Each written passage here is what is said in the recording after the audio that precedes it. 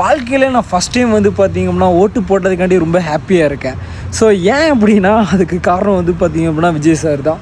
So வந்துட்டு அரசியலை பற்றி எந்த ஒரு நாலேஜ் எதுவுமே தெரியாத எனக்கு அவர் எப்போ அரசியலுக்கு வந்தாரோ அரசியலில் இவ்வளோ விஷயங்கள் இருக்குது அப்படிங்கிறத வந்து பார்த்திங்க அப்படின்னா அதுக்கப்புறம் தான் உணர ஆரம்பித்தேன். ஸோ இவ்வளோ பாலிடிக்ஸ் பண்ணி தான் இந்த ஒரு அரசியலை வந்து இவங்கெல்லாம் கைப்பற்றி இவ்வளோ வச்சுருக்காங்க.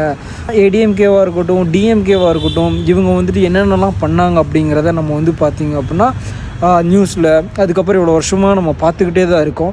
பட் ஆனால் ஏன் இப்போ வந்து பார்த்திங்க அப்படின்னா இன்னொரு கட்சி வந்து புதுசாக ஒரு கட்சியை நம்ம வந்து சூஸ் பண்ணணும், இப்போ டிவிக்கே எதுக்கு சூஸ் பண்ணணும் அப்படிங்கிறத ஒரு கேள்வி எல்லாத்தோட இதுக்குள்ளே இருந்துச்சு. இவங்க தான் வந்து பார்த்திங்கன்னா கிட்டத்தட்ட ஒரு 50 வருஷமாக பக்கம் வந்து பார்த்திங்க அப்படின்னா இவங்க 2 பேரும் மட்டும்தான் ரூல் பண்ணிக்கிட்டு இருக்காங்க, வேறு யாருமே வர கிடையாது.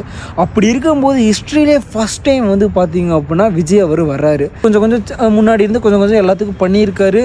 ரீசெண்ட் டைமாக ஒரு கட்சி ஆரம்பிச்சதுலேருந்து நிறைய விஷயங்கள் ஸ்டூடெண்ட்டுக்கு பண்ணுறதா இருக்கட்டும், அந்த மாதிரி நிறைய விஷயங்கள் பண்ணியிருக்காரு. ஸோ இவ்வளோ தான் அவர் பண்ணியிருக்க விஷயம். பட் ஆனால் எந்த ஒரு நம்பிக்கையில் வந்து பார்த்திங்க அப்படின்னா விஜய்க்கு ஓட்டு போட்டிருக்காங்க, அதாவது போட்டிருக்கோம் அப்படின்னா அவர் அந்த பண்ண அந்த நல்ல விஷயங்களுக்காண்டி தான் நம்ம எல்லாருமே வந்து பார்த்திங்கன்னா ஒரு சூஸ் பண்ணியிருக்கோம். இனி மேலும் நல்லபடியாக நிறைய விஷயங்கள் பண்ணணும், ஒரு மாற்றம் வேணும் தமிழ்நாட்டுக்கு அப்படி தான் நம்ம எல்லோரும் சேர்ந்து விஜய் எப்போ சூஸ் பண்ணியிருக்கோம்.